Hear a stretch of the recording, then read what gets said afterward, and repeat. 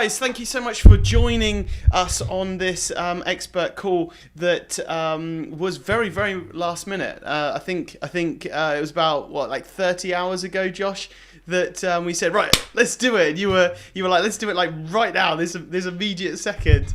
And That's how I work, baby. That's how I work. You could be dead tomorrow. Exactly. It was completely last minute. So thank you so much for everybody that is attending. Everybody's watching the live streams right now. We wanted to get a number of people at short notice so that we do have some kind of questions and answers at the end, and so that Josh can be put on the spot a little bit, because you like that as well, don't you, Josh? Oh, I love being on the spot. Brilliant. So for anybody that hasn't seen my email, hasn't seen Josh's introduction, I'm going to do a super fast introduction, and then I'm going to let the man of the moment speak, because that's what we're all here to hear, right? So Josh, aside from founding, exiting, and advising nine-figure brands, Josh and his team are experts in building powerhouse brands backed by patented technology. Josh is an old soul. His sought-after expertise lies in marketing strategy, influencer marketing at scale with A-list celebrities as business partners, and profitably scaling companies beyond nine figures without even raising outside capital. So with no external investors, debt or financing, Josh and his team run a holding company that reaches millions of consumers every month and has nearly 5 million social media followers. Is that about right, Josh? Sounds good. Sounds great. Who is this guy? Who is this guy? Right, so without further ado, Josh, I'd love to hand over to you and just let you tell us quickly, what's your background? Who are you? Who the fuck are you, Josh? And where have you come from? We want to hear, man. Well, I started off 12 years ago as just a poor teenager wanting to make some money to help my family out. And nobody wanted to give me a job because I was underage. And so necessity is the mother of invention. So I had to figure a way out to learn skills that were valuable. And so for me, I was hanging out at the library at the time. My family didn't have a computer at home, so I used the computers there. And they only used to give you an hour a day to use the computer. And so what I did is I read every book I could on how to build a website, how to program, different programming languages. And I just read and read and read. I didn't really apply anything immediately because it was intimidating initially. And then eventually I gained the confidence to start to apply what I was reading. And I realized, or I discovered that it was not as difficult as I had expected it to be in terms of, I thought it was impossible. I thought you had to have a PhD to do these things. So I started off programming, moved into design, and I started taking on clients at 14, 15 years old, which are just teachers' friends, teachers, all of that. And so I started to make money. I started to be able to, help myself out, help my family out, indirectly through helping myself out. And I remember the most proud moment for me initially was being able to just buy my own socks and buy my own underwear, like simple things where I was like, I'm buying this for myself. I feel financially independent. I'm able to buy my own food. My parents don't have to worry about me for that. And so I just continued to grow that. And one day a client was like, hey, if you learn how to advertise, if you learn how to market, I could pay you every month instead of paying you just one time.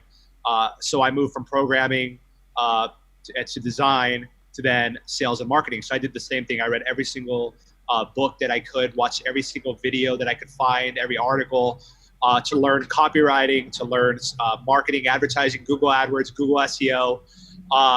And by the time I was 18, I had started to dabble deeply into affiliate marketing. And I remember being the top affiliate on a couple of networks, and I got invited to the Playboy, or Playboy mansion or whatever, Playboy party. And I was under 18, and the invitation came in my dad's name because I had to use my dad's name to get paid because I wasn't 18. And I thought it was the most hilarious thing. My dad's like the most chill, like from Spain, like does not know much about computers. And here he is getting invited as the #1 affiliate, super affiliate, to the Playboy mansion. And I thought of ways to try to sneak in and stuff. I really wanted to go, but I had figured out SEO really well, and I started to build a team around that. And we turned that company into a platform that we ended up selling a few years after that. So I graduated university at 20 years old, and that company was sold by the time I was 22. And then I kind of I thought I made it. I had everything I want. I had a Lamborghini, Ferrari. I was able to help my family out. And then I became a little bit burnt out and depressed because I didn't know what I wanted to do next, but I knew that I wasn't done. And so the last 3.5 years, I've been pouring all of my millions, all of my team into building lifelong brands that dominate their space, and that's where we're at now. Now I saw that actually in one of your talks, and the key there is lifelong, and actually that was one of the things that I guess stood out amongst the other entrepreneurs that I've interviewed and spoken with and hung out with and stuff. I believe in your talk you said when you get into a brand, you're looking 30 years down the line. Is that correct? Yeah, at least. I mean, this is the thing when once you have your dream car, your dream house, you've got what you think is the American dream. You realize that it wasn't the happiness of accomplishing the goal that you're after. It was really the pursuit. So I always say it's not the pursuit of happiness. The pursuit is happiness. And when you are marked as an entrepreneur, when you are marked as a leader, all you want to do is build better teams, bigger teams. You want to build bigger businesses. And the thing is, I went from once you have enough money that you never have to work again, you realize that you now can do things that you really want to do. And you're no longer chasing an income, you're chasing wealth. And the irony of capitalism is that you have to allow other people the opportunity to, not necessarily millionaires, but you have to allow the opportunity for your team to have a purpose, to make good money. And when you build a good team, the last thing you want to do is lose them or give them away. And so for me, it became more about how can we do something for 50 years? And the market has to be massive. We have to take all of our competitive advantages have to be at play. It has to be something that I'm at least remotely interested in because business is very difficult and it's very hard to recruit A players if you're not passionate about what you're doing and you don't know what you're talking about. And for me, it was more of a challenge of saying, look, I'm no longer doing this for money, for myself. I'm doing it to build the biggest company I can, the most successful brand that I can, with the best team that I can. And in order to do that, you have to think so much bigger because you're no longer income chasing and you're no longer, trend hopping. You're looking at what is something that's going to be around for 50 years. And there are thousands of things. And why not? What I learned is that Magic Johnson said this, it takes the same amount of time to do $1 million deal than it does to do $100 million deal. And time is the only thing you can't buy, no matter how rich you are. I've got money and I still have not figured out how to simply buy time. I can buy time by outsourcing stuff, but I can't get my time back. So for me, it's like, if I'm going to do something, I want to do something big. And I'm finally in a position that I can build something with staying power. And what happens is that attracts the best people in the world to want to work with you. People want to be led by fearless leaders that actually have a plan, proven success, and are making moves and are not afraid to get their hands dirty. And so for me, every day I wake up, I say, how can I be a better leader today? How can I push the boundaries further? How can I push people to think bigger? How can I unlock potential in this market and my team and my people and my partners? And how can I make my retailers rich? How can I make my team feel fulfilled and challenged, but also supported? So every day I wake up and I'm humbled by the opportunity I have to build a brand that's going to be around for 50 years. And when you start to think like that, all of a sudden you start to kind of remove some of the things that you would normally do, like, doing shady stuff or illegal stuff, or all that stuff starts to go by the wayside because you have so many eyes on you and you've spoken this large goal. And now your team is looking at you to help make it come true. So you've got this accountability that's really strong. So that's the rationale behind why I now will only do things if I can think about them 30 to 50 years from now. Otherwise, they're quick money grabs. And if it's an investment or I'm flipping something, okay, fine, I know what it is. But if I'm going to spend my heart, soul, and time into something, and I'm going to recruit people to spend their lives working on this, I want it to be something that is a legacy, something that is extraordinary, because people don't remember average. Amazing, man. And so am I to assume that you wouldn't ever run multiple things at the same time. You're winning a gold medal in one thing. You're doubling down on that one thing for 50 years. That whatever that brand is. Well, we're moving towards that direction. What happened is that I went out and created 7 or 8 different brands, and we've invested, acquired, and to figure out kind of when you have the money to do that, you have the mental capacity to do that. I work 16 hours a day. I have a really good team. I'm very productive. But even then, you put their horses in the race, you feed them really well, you give them all the same opportunity, and you see which one has the natural ability, the inherent ability, the genetics to actually be a winning horse, a championship horse, time and time and time again. So I'm looking for that. And so now that we found at least 2 or 3 out of that group, I'm now building world-class teams that help me manage the day-to-day there so that I can focus on the vision, our patents, the products, developments, the technology, but ultimately selling that vision and recruiting great team members who want to change the world with me.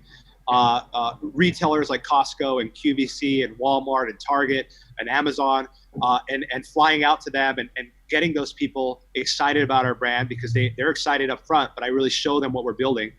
And then they become stakeholders in the sense of they want to see us succeed.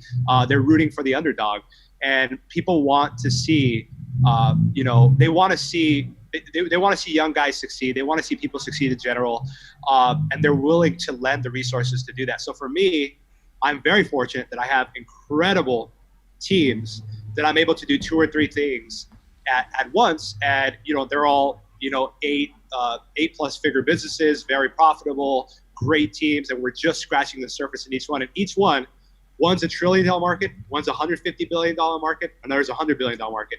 So they all have the ability to scale for 30 to 50 years. So now I've got the 3 championship horses, and now you start to feed the one that is doing better, and they kind of compete with each other. So we'll see who comes out on top, and maybe 2 or 3 brands that end up really taking the cake for us. So I've got to ask. You said there a number of times, world-class team. Can you go into a little bit of detail about how you attract and recruit those world-class team members? Because they're not out there looking for a job, right? They're already employed. You've got to somehow poach them away and entice them, give them the golden handcuffs, whatever it is. How do you do that? Well, I do it a few different ways. So, when I go to events or when I speak at events, I don't have anything to sell. I don't have any masterminds. I don't have any courses. I don't have anything like that.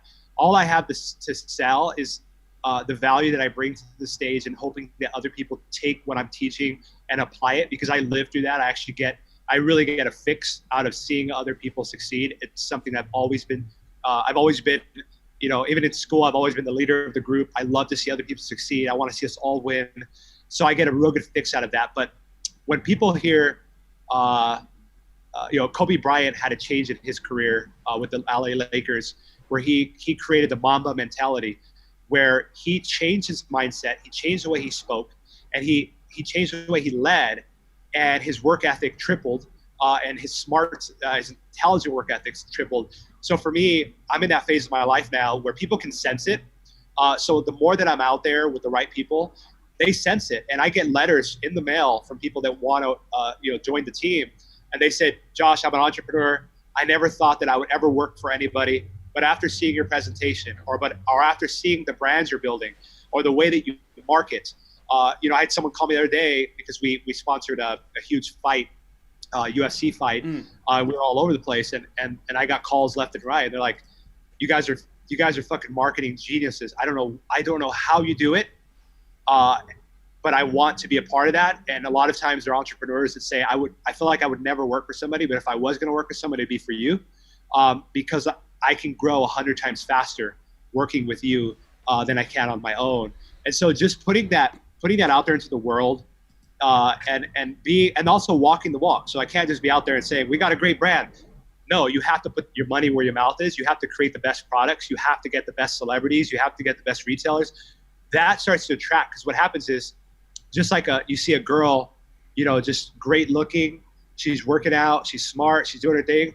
You're like, look, I don't know if I could date you or not, but I want to be around you. I want to hang out with you. And so you got to put that out there, and it starts to attract those A players, because A players want to work with A players, and they want to be led by someone who is going to take them to the top and who is fearless, is going to protect them, is going to give them the resources, empower them. When they get that feeling, when they're smart enough, they say, this motherfucker is going somewhere. He is relentless. He's been successful. He's doing it. They're killing it. I don't know how they're doing it, but I want to be a part of that somehow. And so when you're doing it, it attracts people. But tactically, I speak, I do podcasts, I'm networking.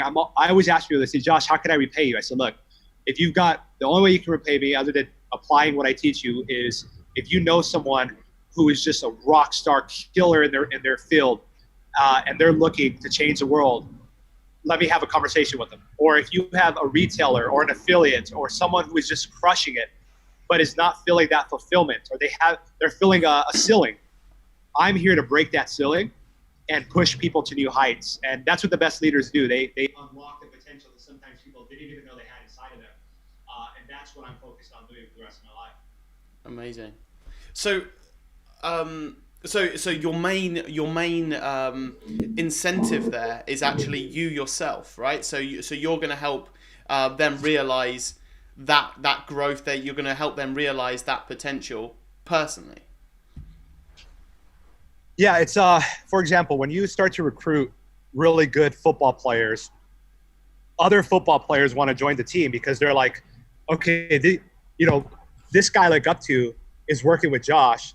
Something's going on there, and I want to be a part of that. And so they get to work closely with me. 1 second, I'm getting in my car. It's kind of hot out here, actually, the sun. Okay.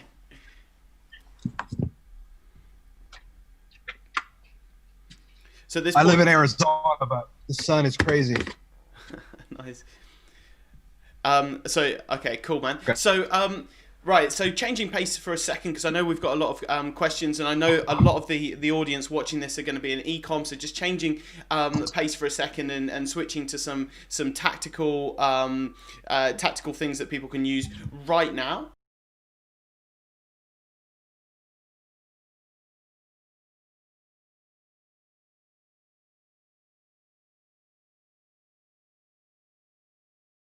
Source. Yeah, absolutely. First of all, can you see me okay? Yeah, I can see you. Great. So we have an omni-channel approach now across all the brands. We're still Facebook and Instagram dominant. You can't be a consumer focused business and not be on Facebook and Instagram right now. But Facebook and Instagram are becoming more and more expensive. I saw this happen firsthand on Google. I know exactly what's going to happen. It's 100% going to happen. They're a public company. It's always the same thing. So for me, it's aggressively expanding into, we work with over 100 celebrities. So celebrities drive a lot of traffic because of just who they are. We do a lot of Facebook and Instagram, millions of dollars. We do a lot of Google. I love Google. That was my first love. AdWords, YouTube, SEO. We do a lot of Pinterest ads, Snapchat ads, which is new. We're putting a lot of effort there. We do a lot of native advertising. We do some select affiliate deals, email drops. Trying to think of what else we do. We're now going hardcore into podcast ads, radio ads. Next will be infomercials. I'm going to be on QVC and the Home Shopping Network in February. So we're going to take that, turn that into an infomercial to run nationwide. And then internationally, I'm locking down distributors to put us in retail outlets internationally. And we're picking up the best celebrities in each country and getting them excited about Snow so that they can rep it in Chinese, Japanese, South Korean, Spanish. But we started with, I saw a question come through from Brandon. We started off by giving free product. But here's the thing. If your product is sexy and it's truly better than everything else, it has the positioning of being a great product. And when people receive it, when people receive the product, they feel that they have to reciprocate the value because they feel like they got something with a lot of value. So we started off by just literally searching hashtags, put a couple interns on it, and literally did everything manually, just saying, hey, would you post if we say free product, if you like it? And we started doing 100 of those a week. And then after a while, you start to make money, Facebook ads starts to pay the bills. Then you're able to start to afford bigger and bigger influencers. but you start off with the free stuff, bloggers, Instagram accounts with 1 to 10,000 followers. You ask them if they know any friends that want to do it. And that started to snowball. And as the money started to come in, I decided to double down. We spent, close to $2 or $3 million in R&D alone this year in Snow. That's our first full year in business, to create, 6 patents, truly revolutionary stuff. Now, when people receive our product for free, they feel like they owe us a lot. And so that's important when you're building a brand. And then when they see celebrities use it, they're like, oh my God, Kim Kardashian uses this and I'm getting it for free. I'm going to post all over my social media about it because it's cool to do so. So creating products that are Instagrammable are also very important. So that's on the influencer side of things. And your influencer strategy is clearly working very, very well. I'm jumping down a couple of questions here, but absolutely, when we're seeing your brand, I mean, the MMA fight that you were talking about, your brand was on one of the biggest badasses in the world's t-shirt before and after during his big fight, right? Yeah, it was also on his shorts on the back. We had him on both sides. What I did is I said, I don't want anybody else on there. I just want Snow on there. I want no one else on your shorts. And so, in this world, you're always fighting for attention. And I don't like to share attention with competing brands or anyone else. So I said, I don't care what it cost. And luckily, Chuck Liddell is actually a partner of mine. So his wife, who's the best person to work with in the world, we figured out a way to be able to sponsor the shirts, the jackets, and then actually Chuck Liddell fighting with Snow on both sides of his shorts on the back. Unfortunately, he didn't win, but we got millions of people to see that, and my phone's still blowing up because people are like, "How the hell did you do that?" You guys are barely a year and a half old of selling, but it's because I'm not afraid to put my money where my mouth is. I'm not afraid to lose money. I'm a big high stakes gambler, and I finally have the money to do that.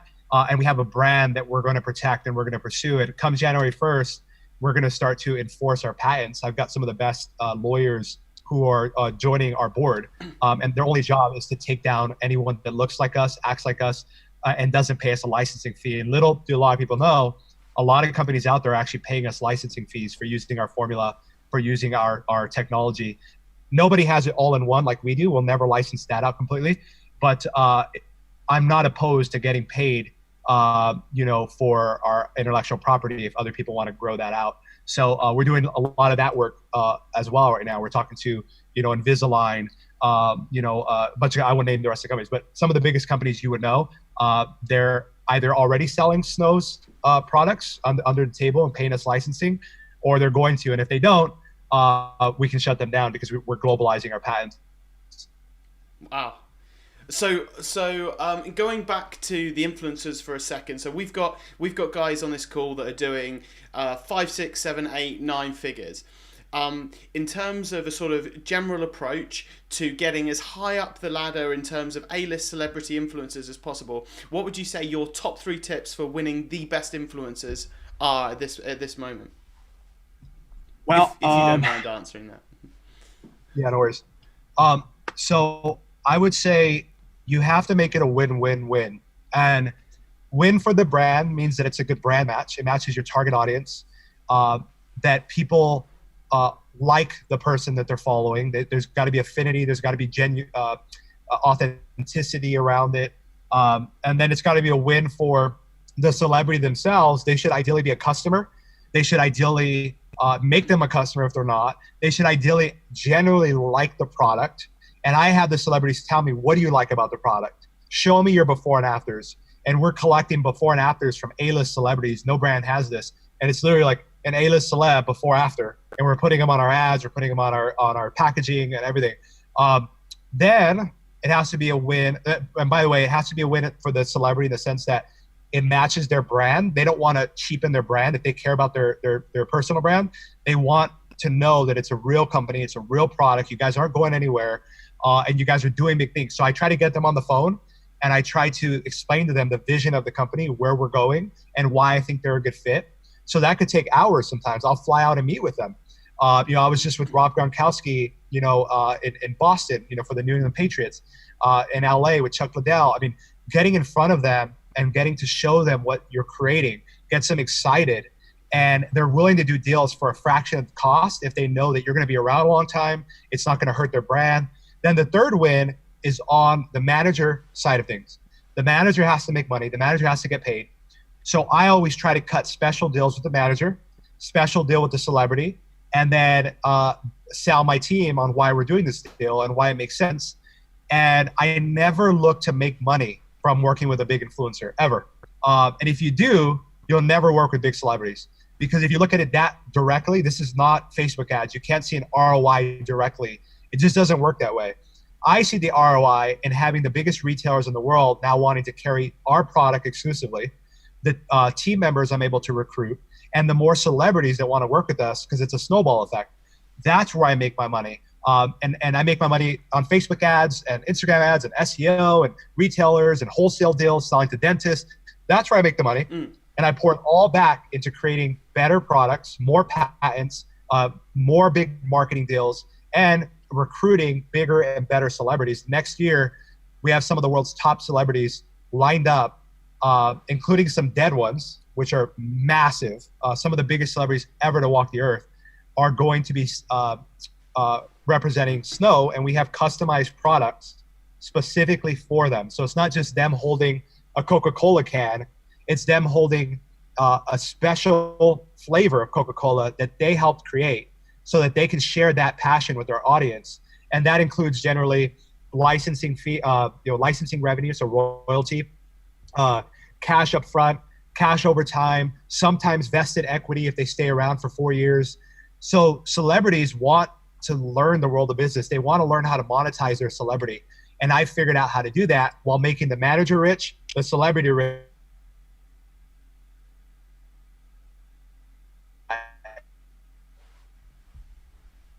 Years if we're listed, cool. Otherwise, I don't take a salary.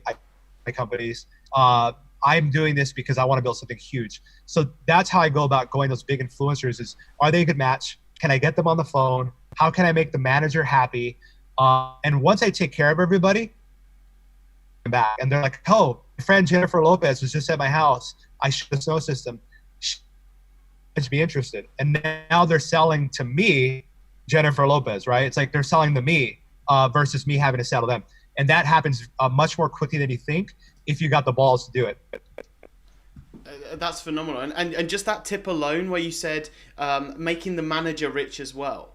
That's the gatekeeper, right? And probably there's people on the call that know that, like, if you're trying to get into the get the attention of someone, you need to get past their secretary. Am I assuming that the manager is serving almost that secretary role when it comes to actually booking that A-list celebrity? Well, they're the gatekeeper, and so they want to do a couple of things. They want to make money. Obviously, they want to bring good deals. The management connection. They want to protect the brand because that means future profits for them. If they ruin someone's brand, they're going to get fired, and they're not going to be able to make money anymore.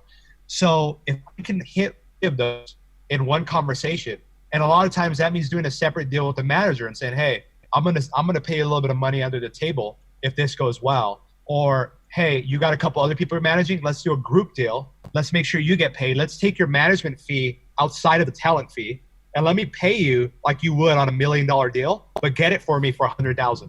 Like being able to do that, or figuring out what do they like, what do they want. If they like Rolexes, can I show up to their office with the Rolex that they wanted and say, this is just me showing you that I'm going to take care of you if you take care of me. And that world, it's very, it's who you know, but it also is money. Money talks. It's like Wall Street and Hollywood. Money talks. And so I love that because it makes everything much more simple. And I can say, look, here's how I'm going to make you money. And if you show people that you're going to make them money and you're thinking of them. So whenever I work with an entrepreneur, I figure out how can I make them rich.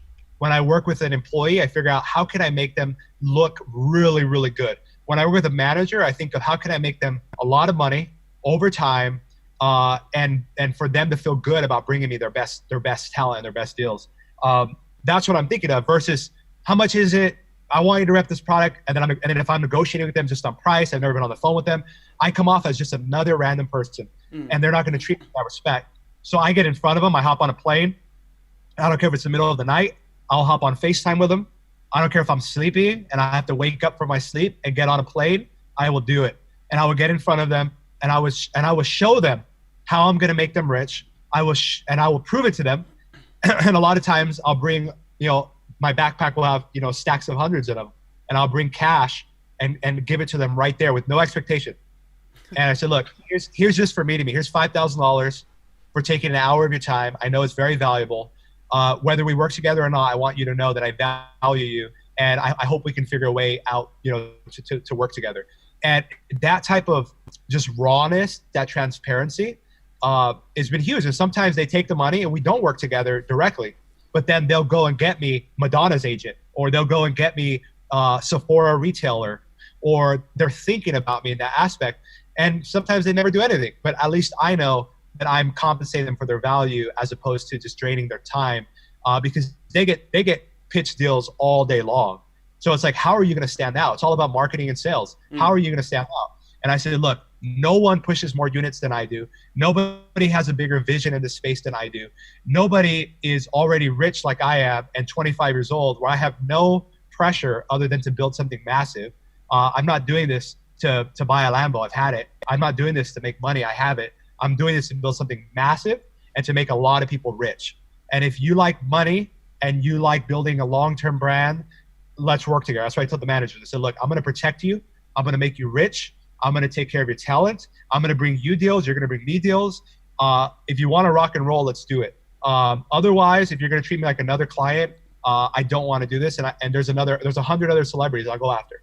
So if you're that open and that direct, you break the ice. All of a sudden, they're like, damn, this dude's real as fuck. He's putting his money where his mouth is. He flew out to see me. He's thought everything through. I love his brand. He brought product with him so I could try it because he wants me to be a believer before I push it. This dude really believes in his product. He's really going to fucking do it. And a lot of times I end up becoming their mentors in, how to deal with their clients, because I come from a world of dealing with hundreds of Fortune 500 or hundreds, maybe a dozen Fortune 500, but hundreds and hundreds of clients. So I know how to communicate that value to high net worth CEOs and companies. So a lot of times we'll share tips on their own stuff, or they're going through a relationship stumble. We become friends, and we're talking about their relationship with their girlfriend, their wife, their kids. We become friends, and if you do that out of a genuine nature, and you actually are interested in people, there's always that underlying tone that we're going to make money together. But you don't put a pressure there. You don't put that expectation of like, I've helped you, you got to help me now. If you do that over and over and over and over again, a million times, and you never ask for anything, people will try to figure out how to give you value. If they're good people, they'll figure it out. And that's what I like. I don't want anyone to ever feel pressured they have to do something for me. I want them to want to do it, and I want them to be compensated. I want them to be taken care of. And I want people to know that it was them who helped me create that, or them who helped me make that connection. Ego is the killer. If you're a leader and if you use I, me, you're going to kill your team. Nobody's going to want to work with you. If you're cheap, right? I'm not saying, not be frugal, but if you're cheap, people don't want to work with cheap people. I always pay my invoices the moment they hit my phone. I could be driving 80 miles per hour, and I will forward it to our accounting team, or I'll pay it right then and there myself. It's in the middle of the night. I pay my invoices in minutes sometimes, because I want people to know that I respect them and I appreciate the work they're doing. But you got to walk the walk. You can't just talk it. And I try to do as much of that as possible, and it creates a ripple effect over time. Wow. So in terms of someone who's getting started, or someone who's got a brilliant product, it's a fantastic product, but they don't yet have the stack of $5,000 to just give to the manager, just as a like a future investment. Like, I hope we can work together. I'm serious. Boom. Like, in terms of that kind of person, what kind of advice would you give to really maximize what they can do within the realms of what they're capable of doing at that early stage? Well, look, this is what we did. Very early on, I knew that we were onto something. I didn't know that we were going to, I honestly, I knew we moved so fast. I didn't know we were going to move this fast, but, and I didn't know retailers were going to want to carry our products. I didn't know a lot of these things, but I knew that if I could give something of value, and in the very beginning, the thing you have of value is royalties. If you could push product, royalties, commissions, and if you're not cheap, equity, right? And so I gave away equity to 2 superstar celebrities so that I could say that we're truly a celebrity-owned company. And I wasn't cheap, I wasn't selfish, and I used that to my ability to, and now they're getting checks, now they're getting cash, they're getting money. But I use that to my favor. So if the last thing you have is equity, but you got to have a good product or a good service, you got to have a good brand, you got to be building something that's at least 10 years out so you can sell that vision well. But if you got to give up equity and you say, look, I'm going to sell this thing for billions of dollars, or maybe I'll never sell it. Either way, you're going to make a lot of money with me. I'm going to take care of you. I'm not going to ask for much. I'll bring my video team out to you. Even if it's me with my iPhone, I'll fly out to you myself. I will video it. I will write the script. You just got to give me 5 minutes of your time. And that's it. And I will give you 2% of this company. Or I'll give you, if you hit these milestones, I'll give you this. You'll believe it or not, you will find that not every celebrity just wants to make cash. Some of them want to be they want to be successful in business. They want to have something that they can tell their friends, like, oh, what are you going to do after you play football? Oh, well, actually, I've got a couple companies that I'm a partner in. I don't know if you heard of Snow, but we're killing it. We're going to be in Costco. We're going to be. They want those things to talk about. So every day I spend about an hour updating all of my stakeholders, whether they own equity or not. Yeah. My team, my friends, our retailers, the buyers at those retailers, the celebrities, the managers, and I say, look at this new product. Look at our new packaging. We just closed this deal. We're going to hit $3 million this weekend. We're going to do this. I'm constantly updating them so that they know that I'm thinking of them. I respect them, and they get excited. They get a jolt of energy that we're doing something, and it keeps me. Things that are free to do, and be at our first $1,000 day, right? That's exciting. We had our first $10,000 day. That's exciting. Here's how we're going to get to $100,000 a day. The managers will help you. And one thing that the managers are good at is they are open to taking equity as well. So a manager will be like, look, I'll take equity in this because I never get a piece of any deal I bring to the table. And I'll bring you some really good celebrities and I'll give you really good deals on them. And I don't care if you have to go, if it's a good celebrity, you got to go out and get a credit card. I'm really against debt in that nature. But if you're building something legit and you got to go out and get a bank loan, you got to go out and ask friends and family for money. Whatever you got to do. If you're building something legit and you're not going to give up, then don't be afraid to go do that, because not just celebrities, but like down to our packaging. We spend more packaging than anyone else in our industry, down to the product. Even if it means hiring someone, if I have to live on the street so that I can pay, a good salary to someone I really want on my team, I will live on the street. I do not care, because I know that one team member could be a multiplier and it could bring 10 times the value to the team. And that's what I've done time and time again. So you just can't be cheap. You got to bring your balls to the table. You got to be willing to be a high risk gambler. But the nice thing about building a business versus gambling is you actually have control. Skill is in play. You're not playing against the house. You're playing against yourself and your team and the market. But if you feel confident, it's the best gamble you can make is gambling on yourself and building brand value. Companies, when they acquire other companies, they don't just acquire them for revenue. That's small-minded. If you want to sell a company for 100 million, build a company up to 25 million, whatever, and you're in a good space, you can sell it for 100 million. You want to sell a brand for $1 billion, you could have 100 million in revenue and sell it for $1 billion. That's what Dollar Shave Club did. You've got to disrupt the model, disrupt the industry, build a brand, build a cult following, have celebrities, or have that recognition.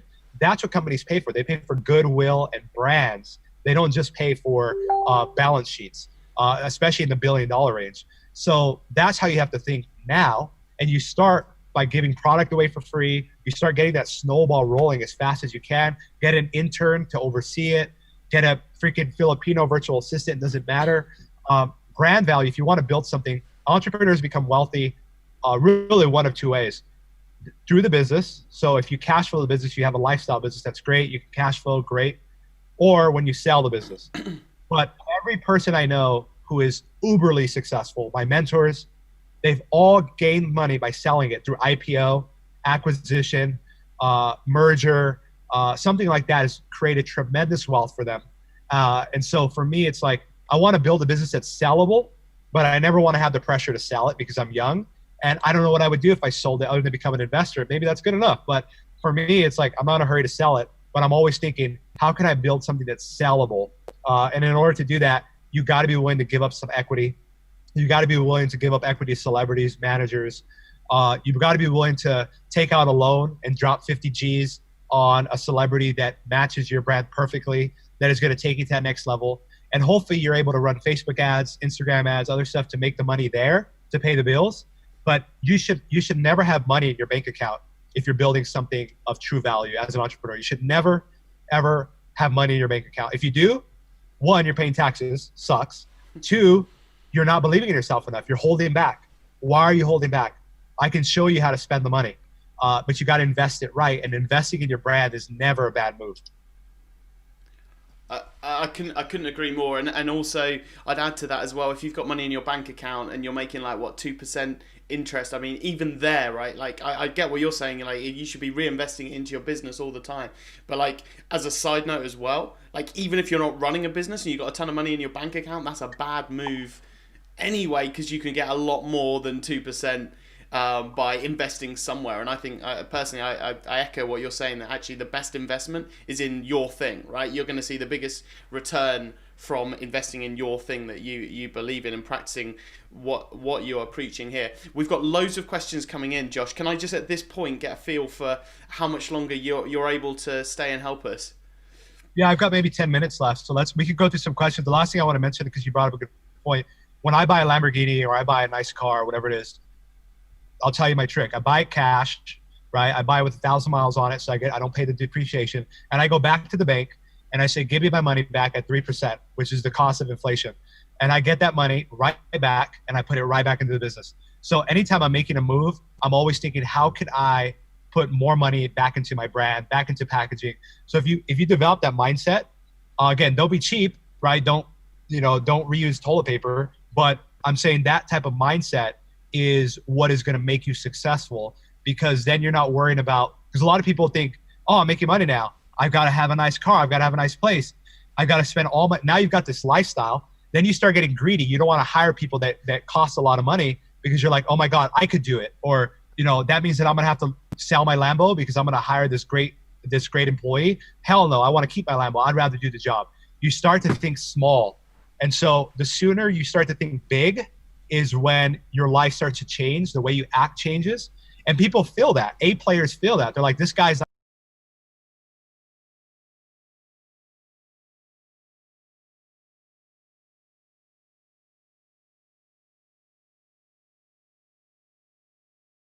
built, they're looking to have a purpose, and they want to have something to talk about at the table, and they want to be proud of something in their life. And if you give them the opportunity as an entrepreneur, they will pour their heart out for everything that you do, and they will be loyal. And that's the type of leader that I've become, because I've changed my mindset. And I'm not into this woo-woo magic shit. I'm just saying it straight up. You want to make big money. It takes the same amount of time to build $1 billion business than it does to build $100 million business than it does to build $1 million business. You got to choose when in your life, what type of life do you want? You want to have a lifestyle business? Great. And you want to make good money? Great. I'm not opposed to that at all. If you want to build a brand and you want to build something big, you've got to actually follow through with that. And that means risking everything. That means going to bat for your team, for your brand. And, if you do that, people will respect that and they'll want to be a part of it. 100%. So let's change pace for a second, change gear. We're going to go into a quick fire question round, if that's cool, just to bang out as much as we possibly can. Starting with, how do you get yourself into a state of flow? Lots of LSD and shrooms. No, I'm just kidding. Lots of pot. No, I'm just kidding. For me, it's I try to prime myself and think about a couple of things. Gratitude. So I think about how far I've come, but then I'm humbled by how far I want to go. That excites me. That lights that fire inside of me of like, okay, because it's easy to be complacent when you're living in a mansion, you're driving nice cars, you're doing well. It's so easy to become complacent. I come from almost nothing financially. So for me, I think about where I come from. And even if you come from a wealthy family, it doesn't matter. Look at what you built. Look at what you want to build. That primes my mind. And then it takes me about an hour or two to really get into that workflow state of mind. I've gotten a lot better at it. I could do it within an hour now. And what I do is I write down what do I want to tackle, and I prioritize it by importance. Anything I can delegate is an opportunity to train someone, to make someone stronger. And so I put that to the delegation side. Something I've got to do. So if I've got to rewrite copy for something, if I've got to talk to a retailer, I prime my mind and say, it's go time. And I do some self-talk a little bit in my own head. And that kind of primes me. And then just doing it. So no distractions, putting my phone on airplane mode, minimizing Facebook, download a porn blocker if you have to, if you're waking your cock all day instead of building a business. Whatever you got to do to focus and realize that unless you focus, I always say this with the team, if we don't focus, we'll fuck us, right? So it's like, it's going to fuck us over if we don't focus. So focus, prime your mind, no distractions, write down exactly what you want to tackle. And don't write down something like, I want to make $1 million today. Like, don't write down a huge goal. Write down, I want to contact 5 celebrities and I want to get one of them on the phone, even if it's their manager, and I will Google, I will find it. That's what I want to do. And then another thing I do is I put timers. I try to time it. I say, it takes me 30 minutes to do this. I set the timer up, 30 minutes. And every time I start to get distracted, I look at 30 minutes. I have my water bottles next to me. I have whatever I need next to me. I have it right in front of me, so I don't have to make an excuse. Oh, I got to go stretch, or oh, I got to go get water. You can stretch out in your coffin when you're dead. But for me, I also enjoy myself. I'm not Gary Vaynerchuk. I'm not saying don't sleep and look like your eyes are about to fall out of your head. Like, don't do that. I'm also not Tim Ferriss, where it's like move on an island and work for 4 hours. There's a balance between that. Some weeks I'm working 80 hours a week. Some weeks I'm working 40. But my mind is always going. So flow is focus, no distractions, write down what you want to do. Perfect. Now, I know you're an avid reader. I know that you read loads. You've got a library in your house. But if we could narrow it down to just like 2 or 3 books that for you were just life-changing, game-changing, what would those books be? So if you're still doing a lot of the work yourself, E-Myth is what everyone recommends. It. E-Myth is great. The E-Myth Revisited, I've read it a couple times. Shows you how to delegate. Shows you how to move to business owner. Very important. I like The Science of Success. It's by Charles Koch. It's a $100 billion company, private. They own it all. They're not public.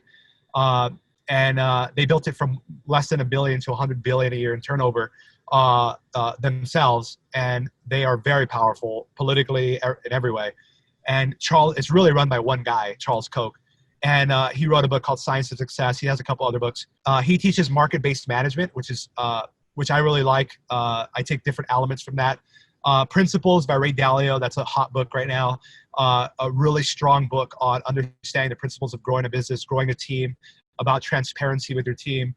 There's a couple more that just slipped my mind. Oh, Multipliers is one that I recently have finished that I really enjoyed. How to hire multipliers, how to be a multiplier of your people, how to be a multiplier of your efforts, and how to lead people who are multipliers and protect them. Very, very important, because you realize if you want to build $1 billion company, you can't do it alone. No matter how great you are, you have to have really good people around you, really good agencies, really good employees. I also like How to Win Friends and Influence People. An old book.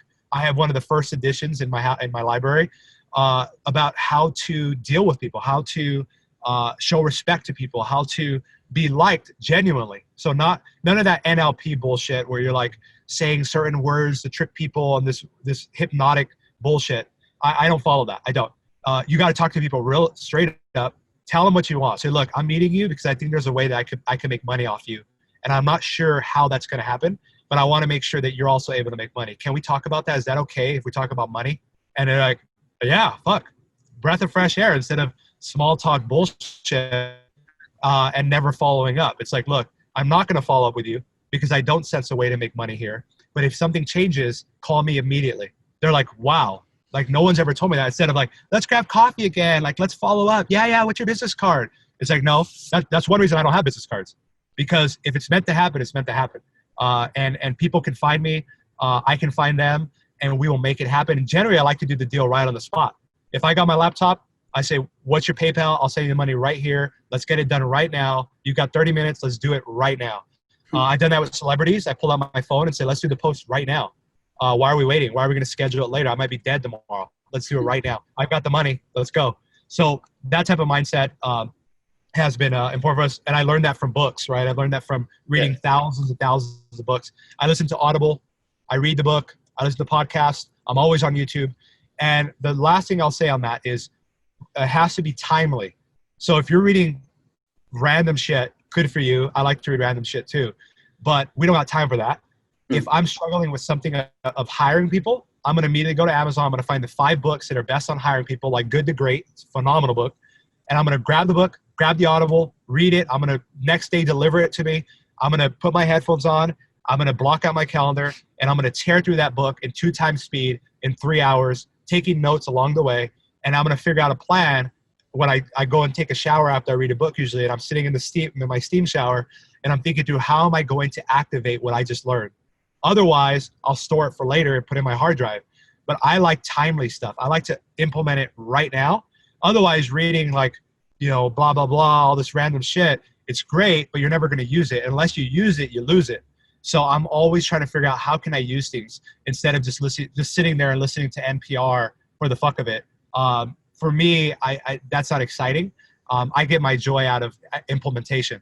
So that's the way I think about when I'm looking at books. So if I could recommend 1,000 books to you, probably 50 of them that are life-changing for me, but you don't have to read all 50 now. What problem are you having right now? What insecurity are you having right now? And find the 3 books that are the highest rated on Amazon, order them, lock yourself in a room on a Saturday, and don't leave until you got a notebook full of notes, an action plan, and those books torn through. Amazing. Well, that, and I totally echo that you know, focus on the books that are appropriate to the point that you are at in your journey right now.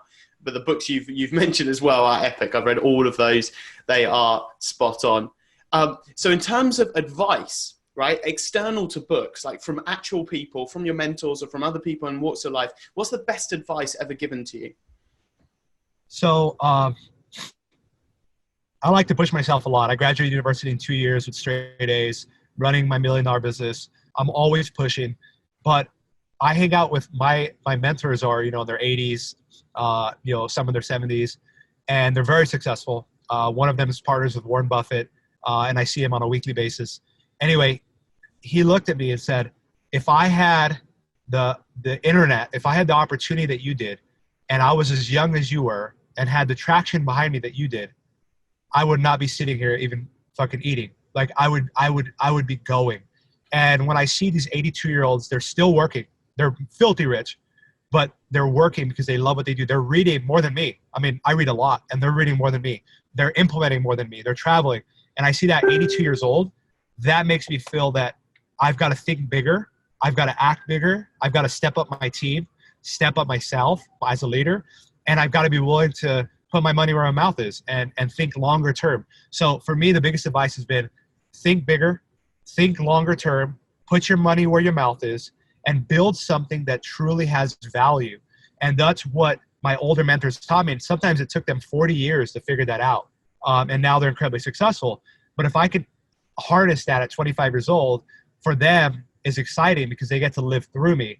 And so for me, I never want to let my mentors down by not implementing something that they teach me, because I'm not paying them. They don't have to spend time with me. They're telling me shit because they care about me, and I am transparent with them. So being transparent is another thing I learned. The more transparent and open you can be, people can't help you unless you're open and real with them. They just can't. So I'm real as I can be and say, I'm having trouble firing this person. How would you do it? And so a lot of times I go on YouTube though. My mentors are on YouTube. I don't know them. And I go on there and I search, how to fire a manager or how to hire a better accountant, or, I'm finding entrepreneurs like John Paul DeJoria, who I love, Patron Tequila, Paul Mitchell Cosmetics, Richard Branson, you name it.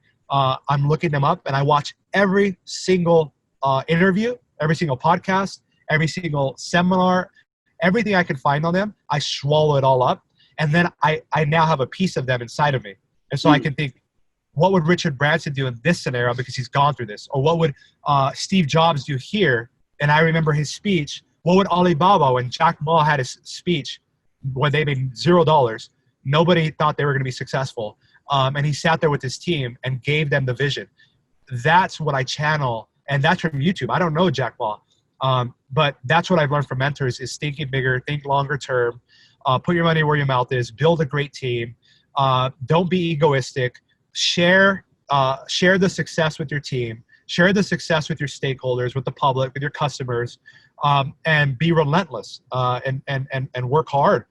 That's what I've learned from my mentors. And they drill it into me every time I see them. They're always telling me, you're still thinking too small. You got to push harder. You got to hire better people. You're being cheap with who you're hiring. Hire better people. They're constantly pushing me out of my comfort zone because they know who I am. They know what I want, and they know what I could achieve. And those are the people that you want to surround yourself, whether they're mentors or not. People that know who you really are willing to go against you and push you. They're not yes men. And they're saying, no, you're doing that wrong. And you're like, really? I'm doing it wrong? Yes, you are. And like that fearlessness to say that, because you don't have that much in your life. If you got employees who are afraid to push back against you, I love to hire people who think differently than I do, because they're not afraid to raise their voice and say, you know what? That's a great thought, Josh, but what if we did it this way? Or no, the regulation's coming out. We can't really do that. I love when people push back against me because I get to learn from that. I get to listen to that. It's huge for me. And it's maybe a 10 times better leader to not be afraid of being told that I'm wrong or that my thinking is off. Oh, amazing. I'm just letting that settle. I was making a mental note that as an interviewer in these kind of situations, sometimes you don't get to absorb quite as much as you actually really want to, and you've got questions coming in on different screens and so on. And there's a few tidbits there which I'm gonna go through this. I'm gonna listen to it again. I'm actually gonna write those down, and I'm gonna put those in the notes for this, because some of those tidbits there I just think are absolute gems, Josh, and I'm so grateful that you're taking the time to share these with us. So I've got one final question just before we go into the wrap up. I've actually got about 100 more questions, but I'm being respectful of your time. I know hopefully we'll have another opportunity to do this in the future. So I'm going to ask you, it's a bit of a silly one, but it's weird how this question does eke out the sort of mindset of certain people. So I'm going to say, in this situation, would you rather fight one horse-sized duck or 100 duck-sized horses? And it's the why that I want to know. So this is the big one. The biggest question, this one. No, I'm saying the big one. Give me the woolly mammoth. That's who I'll fight. The saber-toothed tiger. That's who I'll fight. Because here's the deal: if you are a true competitor, you don't want an easy fight. And I spent most of my life hunting chickens. And you hunt a chicken, you have a meal for a day, and you've got to hunt a chicken the next. That's trend hopping, drop shipping, all that stuff. You trend hop, you try this and that. It's easy. After a while, you get really good at hunting chickens and you get comfortable. But in order to hunt an elephant, you can't do it alone. And you can't do it with spears. You have to have better equipment, and you have to have a team that you trust and they trust you. So you got to go all out as a team with the best equipment you can, and you've got to trust each other to hunt that elephant. And if you fuck up, you're going to die. And I love that high stakes. But here's the deal. You can't hunt it alone. Very few people can hunt elephants because you have to have a great team. And you come back, and guess what? You sit by the fire and you enjoy that elephant as a team. And you say, we've done it. They thought it was impossible. We did it. Chickens will always be around. You can always grab one and eat one if you want. But that elephant took a group effort, and that's something that people will always remember for their life. So I'm always chasing the bigger hunt, because it means that I always say, don't wish the game was easier. Don't wish the hunt was easier. Wish you were a better hunter. And so if you look internally, chasing that big duck or whatever you said, 100-pound duck, for me, it's going to have to challenge me to say, how can I be good enough to earn the right to be able to tackle this challenge? And so I'll choose that every day. I've done the small stuff. It's exciting. It's comfortable. But now I want to hunt the elephants. Hands down, that might be the best answer to that particular question we've absolutely received today. So Josh, part of the reason that you agreed so humbly to do this, Amar, is because in January, our mastermind, Cartel's Mastermind, is hosting an event in the Dominican Republic. And I believe in your own words, it was something along the lines of Latino, check, party, check, hang out with cool people, check. and you kindly agreed to come on down to hang out with us for the majority of the week, to share your wisdom, to share some tequilas or whatever your beverage is. Lots of tequila. Are you excited about January? I'm very excited. I'm excited to be around great people. I'm excited to learn. I'm excited to share whatever I can. I'm an open book. And if I can leave everybody with just one nugget that I've learned, and if I can leave with a nugget myself and laughter and fun and good people, I mean, shit, that's what life's about, right? Absolutely. Guys and girls on the call, if you are interested in hanging out with us at this particular mastermind, there is a vetting process. We only let in genuinely cool people, but if you're interested, shoot me an email, martin@smarterdestiny.com, and we'll definitely keep you in the mix for that. Going back to this call, Josh, I am so eternally grateful for you taking your time to enlighten and enrich the audience that is on this call. The final thing I would say, have you got, and I kind of feel like I know what your answer is going to be, but have you got any ask or request of the audience here? Is there any one thing you want to ask of the audience? Just, I do this. I share what I can because I love to see other people grow. I'm a very abundant thinker, so I want you to just take one thing from this. I don't care if it's a book.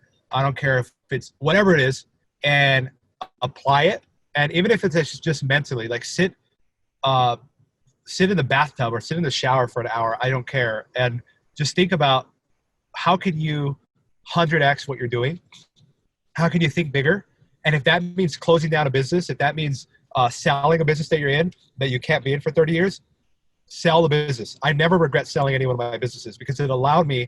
Opportunity cost is the most expensive thing in the world because it involves time. And if you're spending time building something that is not, that doesn't have longevity, that doesn't have a big vision, that can be around 30 years from now, you have to be willing to let it go. And that's the most humbling experience, the most mature experience as a business owner, is to let something go. And the best time to sell something or let something go is when it's doing really well. And that's the hardest thing for people to do. But if you feel after this conversation that you're in a business that just maybe doesn't match that, and if that's what you want, I mean, if you want to run a lifestyle business, whatever, I'm not going to judge anyone. I just want people to succeed. I want people to grow. But if this is something that connects with you, think about what you're doing right now. Think about the people you spend time with. Think about who you listen to, because if who you listen to and follow is who you'll become. So change who you listen to, change who you follow, change how you think, and most important, change how you talk and act. And whatever that means, I don't know what that means for you, but do something about it. Because like I always say, you could be dead tomorrow, but I always want to go out knowing that I was swinging and I was giving it my all. And if you're not giving it your all and you're lying to yourself, or maybe you're working a lot, but you're not really giving it your all in the business sense of building something that has huge legs, man up, woman up, and put your money where your mouth is and figure out a plan of how you're going to 100x what you're doing in your life. Because I promise you, no one ever sat back and said, oh man, I feel like I did too much in my life, or I feel like I feel like the business was too successful. I feel like I created too much opportunity for people. No one has ever said that in their deathbed, not that I know of. So unless that you're going to be the first, think about what you're doing and think bigger, think longer term. That's all I would want people to think about. You don't have to read all the books that I'm reading. You don't have to go and get celebrities. It doesn't matter what you actually do on the tactic level. It's a strategy. Tactics make people rich. Strategy makes people wealthy and respected. So focus on strategy, not on tactics, and change up your game if that's what it takes. Josh, again, thank you so much. The appreciation is rolling in on the comments, on the chat. You're a humble, extremely modest, completely unselfish, abundant human. Don't ever change. Thank you so much, and I can't wait to hang out with you in January. My pleasure. Yeah, looking forward to it. I'll see you in January. And if there's anything else that comes up, I'm more than happy to do, if we have to do one more of these or just do something similar, I'm more than happy to do this again. But other than that, I will see you guys in the Dominican Republic.